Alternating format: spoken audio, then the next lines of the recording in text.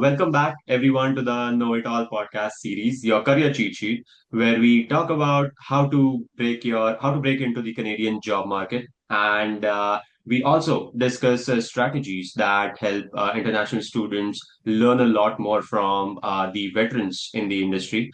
I have had a lot of guests over the podcast in the last 2 3 weeks or so, and we've discussed a lot of different job profiles. And similarly, today we have an amazing guest who works in cybersecurity, which is again a very interesting field to pursue. So maybe I'll pass it over to you, Rodrigo, and let's maybe talk a bit about yourself and tell us who you are. Yeah, thank you, Sachin. It's nice to be here. Hi to everyone. So a little bit about myself. I have a few years of experience as a software engineer, like working with a lot of different tech, front end, back end, mobile, cloud. So I have had the opportunity to experience a little bit with everything. So my experience start from Mexico, where I studied there, and then worked for almost 3 years Mhm. in a company that built software for different clients, and then moved here to Canada to study cloud computing at Humber College, and later enterprise software development. So it was very interesting. Got to meet a lot of people in Humber, and after that, yeah, I actually got into this field of cybersecurity, but focusing more on the software engineer part. Uh, yeah, building software for cybersecurity, especially. Okay, yeah, sounds cool. Sounds cool. So, I understand that like back home, or maybe even the experiences that you've had till now, right? More of all of it rather was software development focused, right? So, maybe like was there a specific reason that you thought that you should get into this DevSecOps world or cybersecurity specifically? Yeah, so I started working in a company in Mexico that it Hmm. was yeah, it was not a very big team. Okay. So with every different client that we had, like we did not have someone who was an expert in mobile, someone who was an expert in cloud, or Hmm. so basically we analyzed every client, every project, decided best technology, and then we had to learn it. Got it. So it was quite demanding, but it was a very good first experience because it might sound weird, but I learned how to learn quickly, which is Hmm. a very good skill to have. Yep. And in yeah, I think it was a few projects we started playing with the cloud. Hmm. So but we did not have anyone with experience, so we were kind of playing around, see how it works. Exactly what different tools we have. I think mainly we were working with AWS, but it was a little bit of everything. Got it. So I got very interested in this cloud part, and I thought it was has a lot of potential and it would be growing. Like this Hmm. was, yeah, it was around 2018, 2019. So I think it was, or at least for me, but it was quite new topic. It was not as popular as today, maybe, which Yeah. I still consider is quite new. Hmm. I thought it was a very good, like it would be nice to learn it and to properly experience it, not just let it get it working and that's it. Right. So in this process, I started looking for a program or where to learn it. Hmm. And that's when I found the cloud computing program at Humber College. Got it. So yeah, that was the main reason, because I really like working on the cloud and I needed to improve those skills to actually look for something in the cloud. So, Hmm. and also I always liked Canada as a country because I visited before as a Nice. tourist, well, Mhm. Mexico is not that far from Canada, so I had the experience. So I said, Right. oh, it looked like a very good opportunity to learn the cloud, experience another culture, and it's been good so far. Nice, amazing, amazing. So, but this really makes a lot of sense, right? Like what you said, wherein back at your job, you really had to more or less learn things yourself first, so like ride that whole learning curve on your own. There's no one to hold your hands or teach you or guide you. And then I guess that is the best way to learn anything new that you want to adopt, right? Even if like obviously you have a lot of resources out there, you have your documentation, YouTube videos, now we have even ChatGPT like tools which pretty much give you the answer, like they point you in the right direction, right? But the hands-on experience or the learning experience you get out of it really helps you learn any new tech stack or technology very well, which is a good thing. But yes, talking a bit about your decision on coming to Canada, right? So, like obviously, you said you already had been here, you visited the country, you saw the opportunity to learn something new. But maybe let's talk a bit about your international student phase, as in how maybe difficult, if it was, how difficult it was, and were you working part time when you were studying back at Hamburg? Well, locally, between some savings and some support from my family, I was able to focus mainly on studying Nice. while studying, Mhm. which I think it's a huge advantage and something that I'm glad I had the opportunity because it's not the same for a lot of international students in Yeah. which they have to handle a lot of things at the same time, which make it a little bit more difficult. Right. Oh, but I still like, I think for any international person or anyone moving to another country, Yeah. regardless of the situation, it's not easy. Yeah, you have to overcome a lot of obstacles and might not be exactly what you expect or you never thought about problems that you would be having. Hmm. So yeah, maybe one of the first things is like to actually start to get to know people in a different country because yeah, like a lot of times you heard that yeah, connections is everything. But Yes. at least for me, in my country, like I said, like I heard it a few times, but like you don't really see the importance because you already have it. Like you don't know what Hmm. you're missing until you lose it. Yeah. Kind Well of said. like yeah, I felt like I don't know why people say that if it's not too complicated. Yeah, because you take it for granted because you are born into kind of like a network if you are in your country, like yeah, friends, family, and all Right. of that. Like it, yeah, you are given like a network for free by Right. the time you need it. So that was one of the main difficult part that I noticed, and I realized that I was taking that for granted in Mexico. Hmm. Hmm. Even yeah, while being here during the process of looking for capstone projects, looking for a job, and all of that, like while talking with family and friends back in Mexico, like even me being here, I had opportunities to go back to Mexico and keep working on things, even without me looking for them. Got it. Yeah, so it's something that yeah, I think it's one of the toughest things that I never imagined coming here to Canada because I heard like, oh, you are a software developer, you will have a million opportunities and everyone will be looking for you. Say like, Yes. so yeah, it's something that it took me by surprise.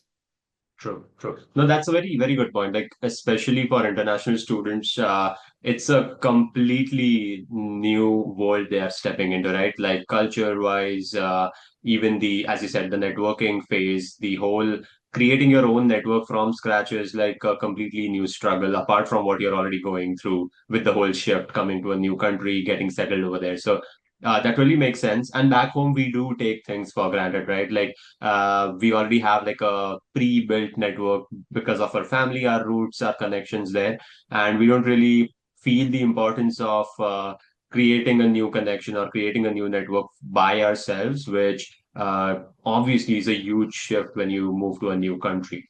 But well said. That's a very good point. And I guess like you and I have realized it even more and more once we've started working like professionally or like going back to Humber, attending all these events, that if we had been doing this when we were students, we would definitely have had more opportunities than we have today, right? So really makes a lot of sense.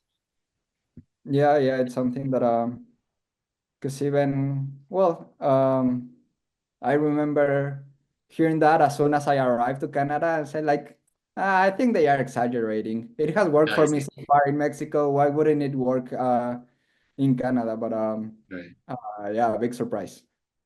Nice, nice. Awesome. So maybe if we talk a bit about your educational, like a postgrad education that you did here, right? So I heard two courses that you did. So I'm assuming it was like a 1+1 kind of a situation which you were in. So maybe let's talk a bit about that.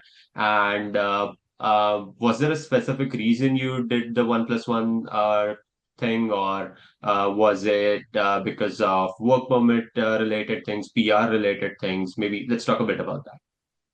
Yeah, so as mentioned before, something that I was extremely interested in, it was learning cloud. Hmm. So yeah, coming here to Canada at the beginning, I wasn't quite sure how it would go, or yeah, even if I knew Canada, it's not the same to be a tourist like to actually Yep. move. So I Yep. wasn't sure if I would be completely happy here or anything like that. So I decided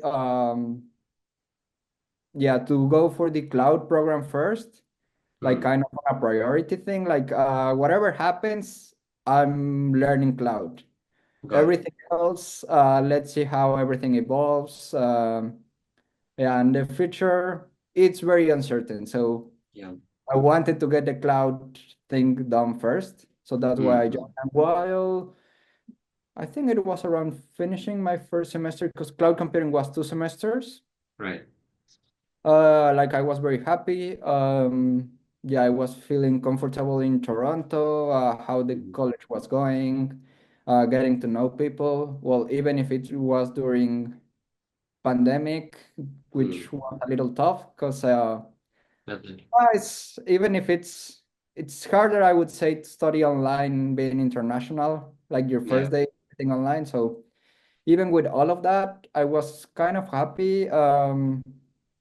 So I thought getting a second program would give me a lot of advantages um, for getting a job in Hmm. here in Canada, because it was something that I wasn't sure at the time if I wanted to completely be here in Canada for the rest of my life, and I'm still not sure.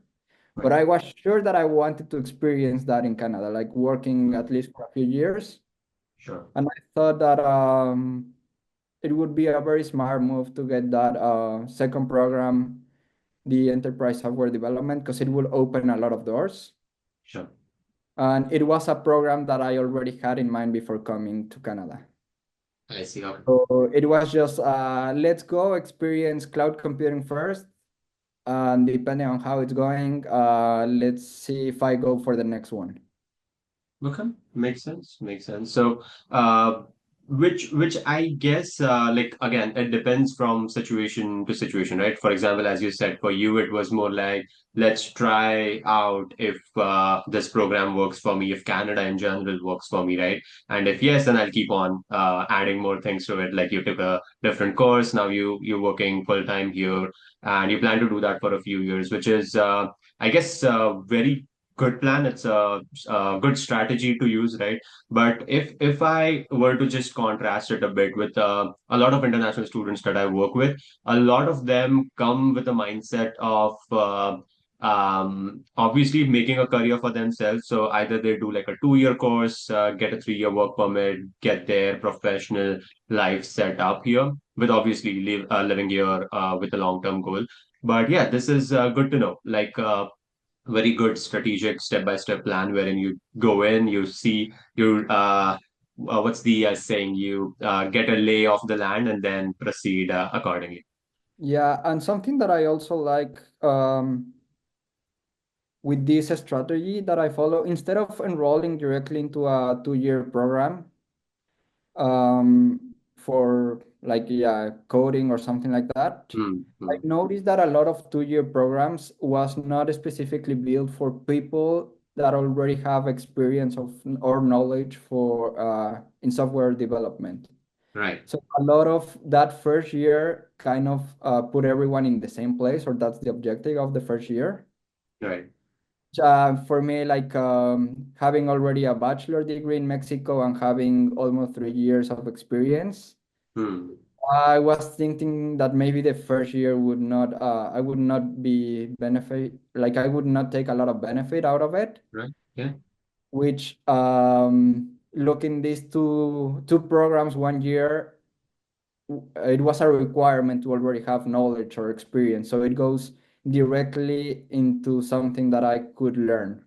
Hmm. So Got it. instead of going through the basics first to actually get 2 years of studying over here and get more doors open, I found a strategy of actually making the best out of those 2 years to study. Yeah, that actually makes sense. And then obviously you got to experience two different sides of tech in general, right? Like you focused on cloud computing, which was, I guess, still booming or already, on that exponential growth curve. And then you obviously got a more generic software development related course, which, as you said, opened up even more doors for you. Which, yeah, makes sense. Makes sense. Um, awesome. So maybe what if I understand, like, if I'm not wrong, you, like, since you graduated from your second course at Humber until you got your full-time job that you're working in right now, there was a time period wherein you were like, I would say the job market was really dead, right? Like there were no jobs out there. A lot of students were struggling getting their first full-time job. So how was like that period for you, and how, like, what job strategies were you using to land the job that you're in right now? Yeah, so something that I think it was very good for me that opened my eyes, Hmm. that it was not gonna be as easy as I was expecting. Yeah. It was that my first program, like I did it, and a lot of people just from that program directly went into looking for a job after that. Okay. And I was still in touch with them, and I was listening that it was not you finish, you apply for 2 jobs, and you will get one. Like I Hmm. was listening that it takes around 4 to 5 months to actually get a Yeah. job. Yeah. So that really opened my eyes because it said like, okay, this is not gonna be easy. Like I have to start planning ahead, and the good thing is that I have 1 year left of studying. Right. So I actually start looking for a job on my last semester. Okay. So because I was thinking, okay, everyone else told me that it takes around 6 months. Hmm. So let's start 6 months in advance. Makes sense. That way, hopefully I'll get a job or sign something before finishing, and I can start as soon as I finish. Hmm. Well, yeah, I had a little bit of a problems during that process, and I actually in between, like I finished school on May, Hmm. and I start working on July, so I had a couple of months, yeah, a couple of months in between that I Okay. was working as a bartender. I see. But yeah, I was during all that semester and the 2 extra months that I was looking for a job before getting it as a in the tech industry. Hmm. Uh, at least at the beginning, I had problems because I don't know if it was the same feeling for everyone, but I felt like I was putting a lot of time and effort and getting nowhere or seeing no result at all. Right. Like I felt like I was stuck, and whatever I try, I was not moving. Hmm. Because so because kind of you say just I want to get a job. So Yeah. it's not like there's no a middle step in there. You either Hmm. have a job or not. Yeah. Yeah. So even if you apply, if you don't get a job, if you don't have a job, it's like no progress. Right. So something that I started at a point and helped me a lot without, I think, noticing, is that I started training for a half marathon in my last semester as well. Okay. So first of all, it was helping me release some stress because yeah, running helps a lot. Sure. And it actually helped me to take another approach because half marathon, like kind of similar. The goal is I want to run a half marathon. I Hmm. cannot just go and run tomorrow a half marathon. I have to do, even if it's like you did it or not, there's a lot of things you have to do beforehand to Mm-hmm. actually be able to do that. So Right. let's say my first week was being able to run 3 times a week. Mm-hmm. Even if it's small, it's something that I could measure and give me some sense of progress. Got it. Next week would be another, like once I got through those 3 or 4 times a week running, say, okay, Mm. now let's run this distance, then this speed. Right. So focusing on small things at a time, and that will help you notice progress Hmm. and yeah, help you, and you know you are doing the things right. And if something you are not doing right, you will notice beforehand. Right. So I decided to take a similar approach while looking for a job and say, okay, yeah, my goal line at the end in 6 months is to get a job. But let's start with small. Let's this week let's focus on building a good resume. Right. And I only focus on that, not getting the job, getting a good Mm. resume. Then Mm. next week, let's focus on getting 5 applications to different jobs Got it. and tailor my resume to that. Mm. Next week, let's get one coffee chat a week. Right. So even if I was not still, like I didn't got a job yet, I was doing things that helped me notice progress, Mhm. have the feeling that I was moving forward. And if for some reason I did not reach my that milestone for that week, say, okay, this did not work. Let's do something different because this is Got not it. working. Mm-hmm. So I think that helped me a lot to not be nervous Mm. and actually take a more slow and steady pace to reach my goal. Yeah, no, that's a very, very good strategy and an interesting one. To like break your entire job process down into multiple winnable, reasonable milestones. That really helps. Like even helps you mentally make yourself feel good about it, right? Like let's say, as you said, like in week one, I got 5 applications done, but I did it really well. I tailored my resumes, I attached good cover letters, I filled the application completely, so all of those also mentally gave you like a ease, like a satisfaction that okay, I did my job well. Now I don't have to like worry about the results. I can just keep doing, right? And then if it doesn't work for a bit, you go back, you reassess it, you change your strategies, and you do it all over again, which is a very, very good thing. I haven't heard about this from anyone else, so I should definitely try this, and I'll obviously put it in the podcast description as well. But then how, like, okay, so you were doing all of this, like putting weekly or maybe bi-weekly milestones, having coffee chats, applying. So how did you, like, was this job that you work at more of a reference thing, or was it like a standard process? You applied to it, you got an interview call. How did it work? Yeah, funny thing, like during the 6 months that I was looking for a job, Mm-hmm. I wouldn't know exactly how many applications I got, but I'm sure it's in the hundreds number. Sure. Yeah. And funny thing, the job I got is the one that I never applied to. Those are the ones which take you by surprise. Yeah, so I was already moving with some other processes. I was, yeah, I think maybe second, third round. Okay. Um, At and some I got, other, sorry, at some other like interview, right, with some other yeah, company. like I Okay. had two or three other processes going. Oh, nice. Okay. And I was feeling like one of these will Definitely stick. work. So at the moment, I was not like I stopped applying because I said like let's focus on studying for the interviews, Right. all of it that's is not an easy task. Sure. But I received a message in LinkedIn from a recruiter that said like I would not remember the exact words, but I was saying like I'm one of my clients is looking for a developer with these skills, and I think you will be perfect for the role. Mm-hmm.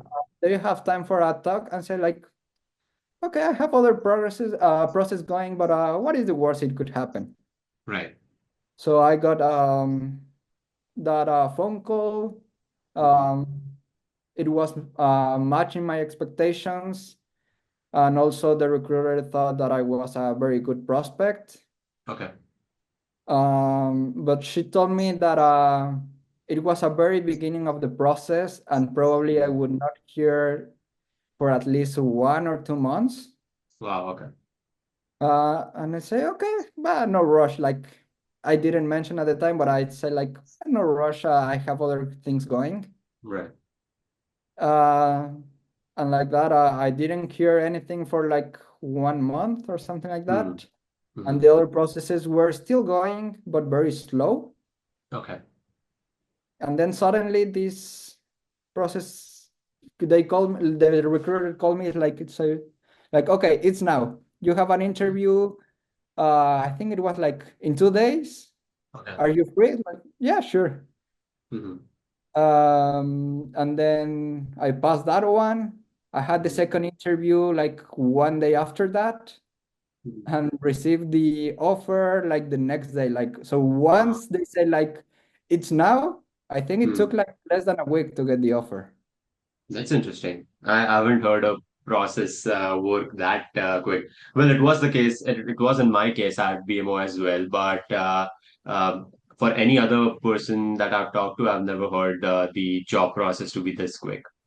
Yeah, it was a funny thing because yeah, it got frozen like for 6 weeks and then were Hmm. extremely fast.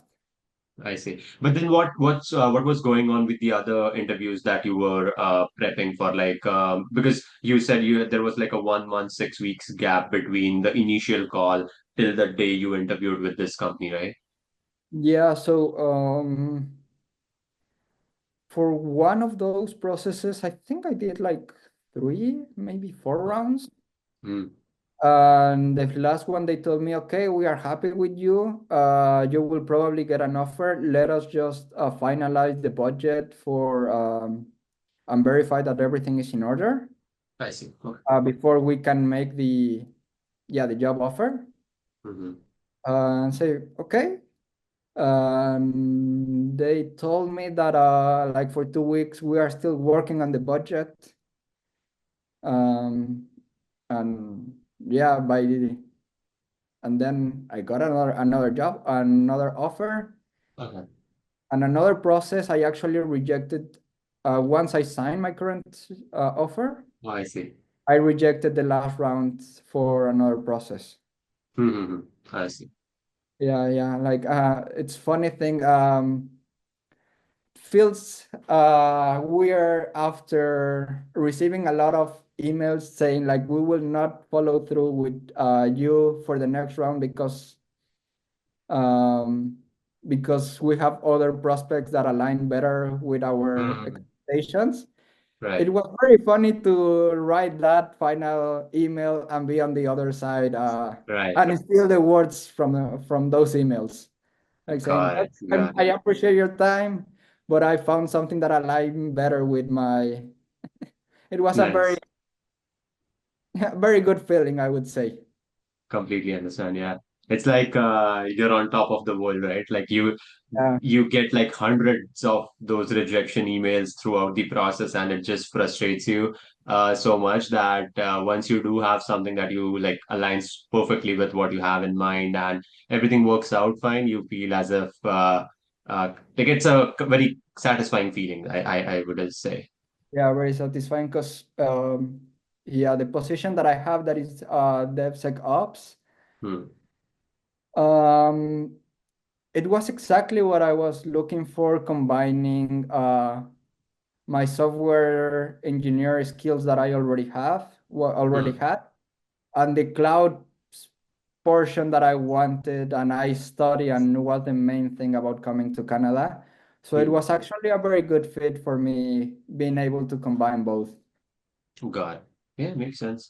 Makes sense. And would you be able to maybe talk a bit about the interview process in general, as in how many rounds did you have, what each of those rounds on a high level like talked about, or the questions you had to go through? Yeah, like I would talk in general, not Sure. in the whole all the Yeah. whole processes that I went through. Yeah. Something that I noticed is that every company have a different process. They focus on different things, Yeah. but um, you kind of can prepare for all of them. I would say with the focusing on similar things. Hmm. Like at the beginning, I was expecting very specific questions about their tech stack that they are currently using. Like, I don't know, we work a lot with Angular, so we will Okay. test you very well on Angular. Hmm. I Hmm, thought hmm. that would be how it works, Okay. but by my surprise, um, at least I think in all the processes that I went through, it was not like that. Hmm. Like they focus more on, let's say, if their tech stack is, I don't know, let's say Django Mm-hmm. or Python, they Yeah. will test you more in Python rather than Django. I see.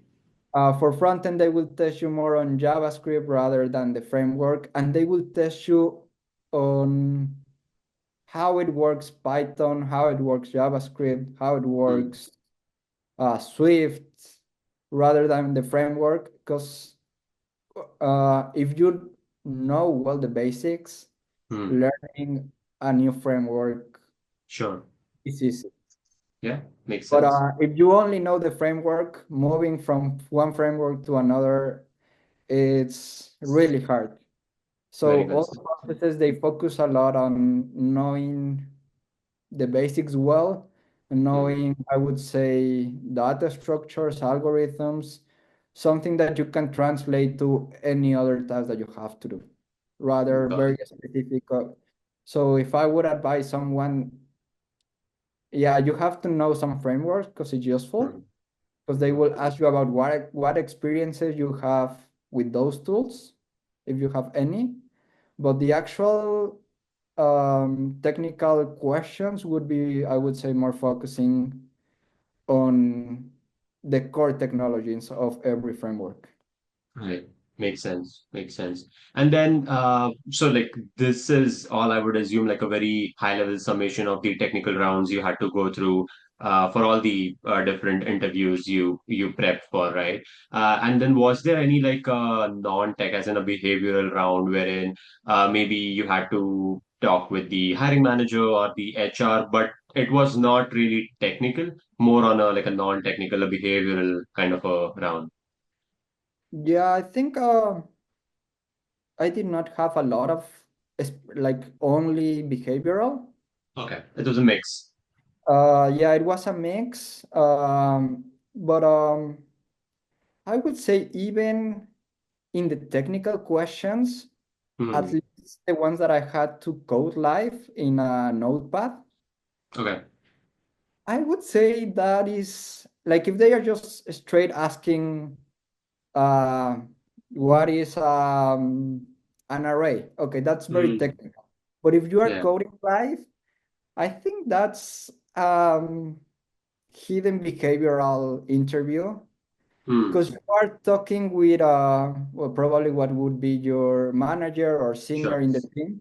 So Yeah. you are approaching a problem that you have probably never encountered.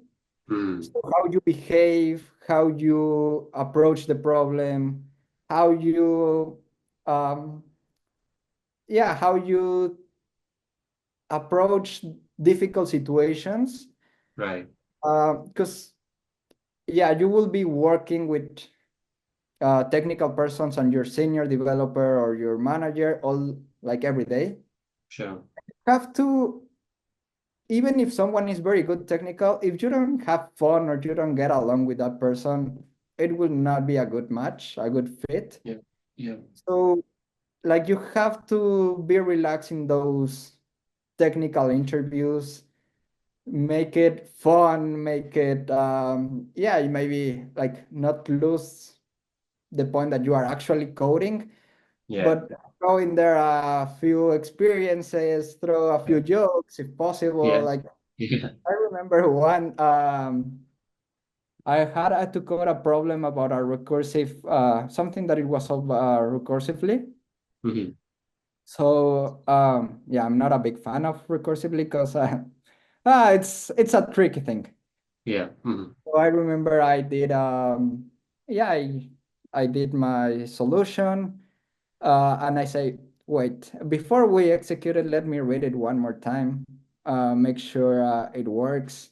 Because Mhm. for me, is recursion does not go well on the first try usually. Yeah.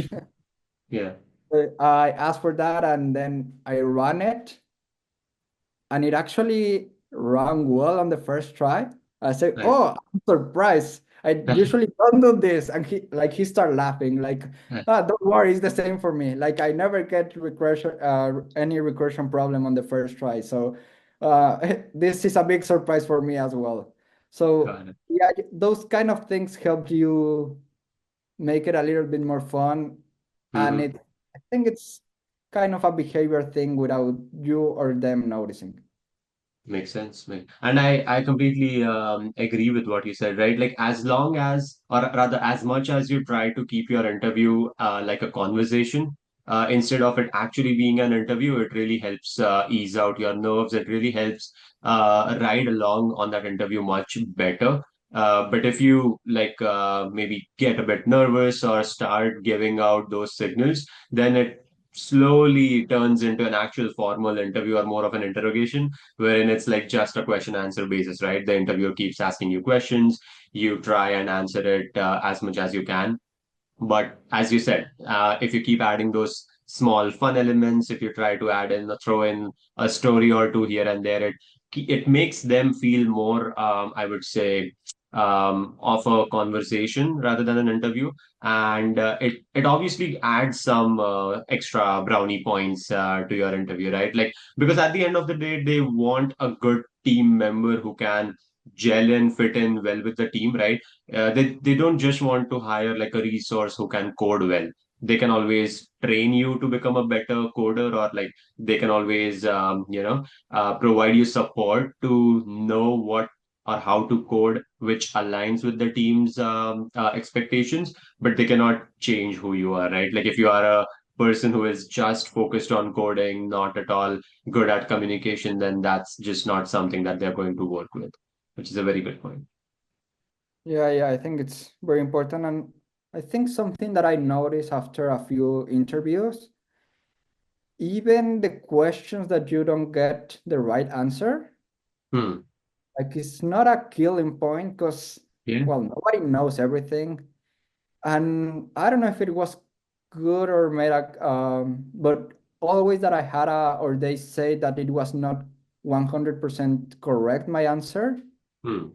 I always ask what they were looking or what was the right or if I didn't know something, I would ask them what was the right answer for me to Got learn. So even those things show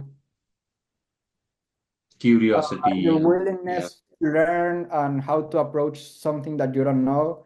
And then right. in a lot of those rounds that I ask about what I did wrong, Hmm. I go to the next round. Like not Nice. always, but so I think that also shows like you have to in a technical interview you really have to show your personality, I would say. Very well said. Yeah. And it's an interview at the end of the day is a two-way street, right? It's not like a one-way interrogation. You have to, or you should be asking questions to the interviewer. You rather should have like a list of questions that you always have to make sure you throw in every now and then. And at the end, very important part is towards the end of the interview, always ask generic questions, as in what your team does, what does a day in the life of your team member looks like, or are there any team building activities that the company, organizes for teams. So like all of these general questions show that you are interested, you are eager to join the team, you know what you're talking about, and it just creates a much better impression. Like you package yourself a much better in that case. Yeah, Amazing. yeah. I think it's very important for you to also feel comfortable because even if you don't did not feel like good chemistry during the interview, it will be very Hmm. difficult for you Okay. to fit and do your best in that team. Right. Yeah, makes sense. Amazing. Okay. Then one, I guess I am almost towards the end of the list of questions I have, but maybe if I were to talk about networking in general, and again, this is a question I ask all of my guests, right? So I know we've attended a few panel events at Humber together. So how has your experience been with networking? And like obviously you got this job without applying to it, right? So it was networking that worked out for you, or maybe not networking, but building a good online presence for yourself, an online personal brand for yourself that worked out for you at the end of the day. So maybe if you could share some experiences or what you think students today should focus more on. Yeah, I think there's not exactly one right answer to that. Sure.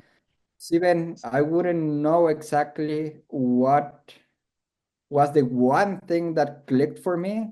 Hmm. Like I would say, like there are a million things you can do, and even if you do everything 100% right, Hmm.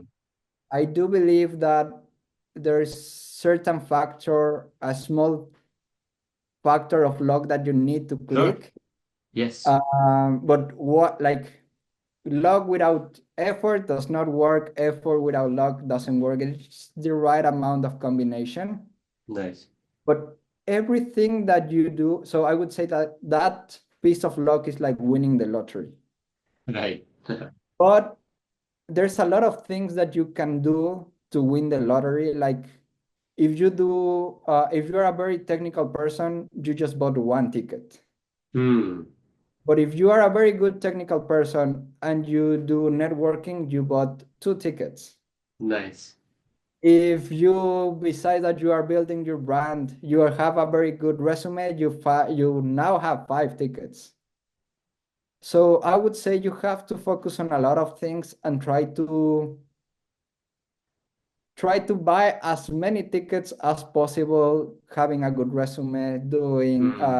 good branding for yourself, have a online presence that is very important nowadays, being working on your technical skills and your soft skills, and then with time you will have 100 tickets, and your probability of winning the lottery will finally reach. That's a very good analogy. I'm actually going to make a LinkedIn post out of it if you don't mind. Like it's very well said, right? Like if you're just like a technical, very good technical person, right? You could be the best coder, developer, tester out there. But in that case, you only have one good thing about your profile or your brand in general, right? Like you're a good coder, but and as you said, you just have one ticket to the lottery, which like is not enough for you to increase your chances of winning it, right? But let's say you have a good resume, you throw in a bit of soft skills in there, you have a good LinkedIn presence, GitHub presence, you network a lot, like you keep adding more tickets to the lottery, and then as you said, one day one of them is going to work out for you and you win it, right? So that's a very good analogy. I'm definitely going to post it. Yeah, yeah, I think it's a good thing because even if you put all your eggs in one basket, Yeah. Yeah. you become extremely prepared technically, might not be the ticket that you need. Exactly. Yeah. It's as good as investing all your money in just one stock and just hoping that it works out for you, right? Which is Uh, definitely not the strategy you should go ahead with. Yeah. So you have to do as much things as you can, the best you can. Very well, sir. Yeah, amazing. Okay. I guess then one more last question I have for you would be, um, if I'm not wrong, like when did you arrive in Canada? Was it like 3, 4 years ago? Yeah, it's 3 years ago. 3 years ago. Okay. So if you were to go back in time and if you were to give like one piece of advice to the Rodrigo who arrived in Canada 3 years ago, what would that be? Um,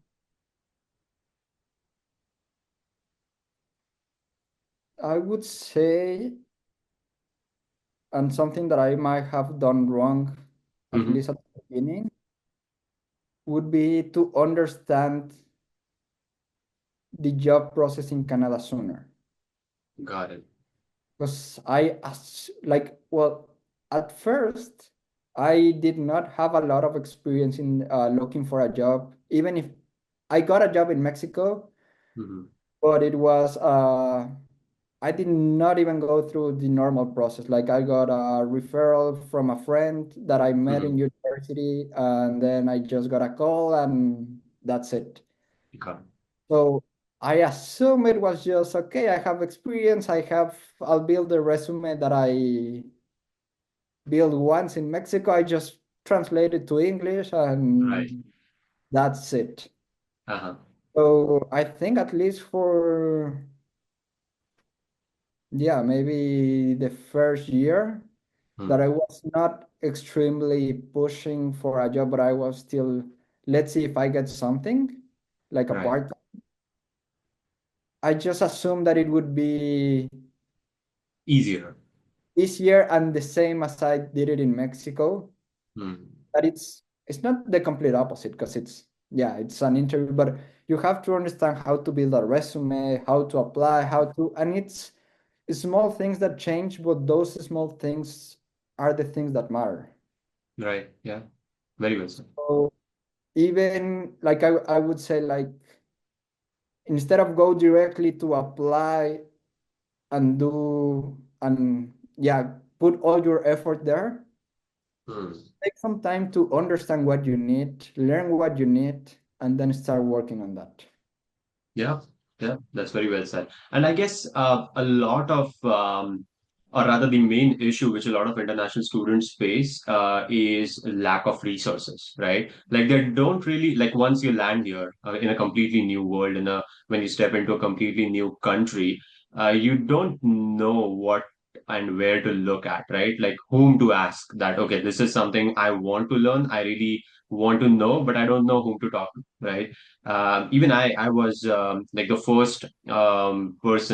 first generation in my family to even come abroad as an international student and try and settle here, right? So it was all that we had to do or learn is from scratch.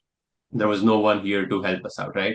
And I guess that's where I had this right, I wanted to create this podcast series wherein we try and bridge that gap between international students coming to Canada and then trying to get their first job in the Canadian market. So like imagine if you were or you had some kind of a video or a podcast like this which could give you the resources you want or at least point you in the right direction, right? At least it's a good start that you could get. It would have been a much easier journey for us, people like us who had to like really claw and like learn from every other source that they can. Yeah, because yeah, I think it's uh, very important to know kind of the difficulties and obstacles before you face them. Yeah.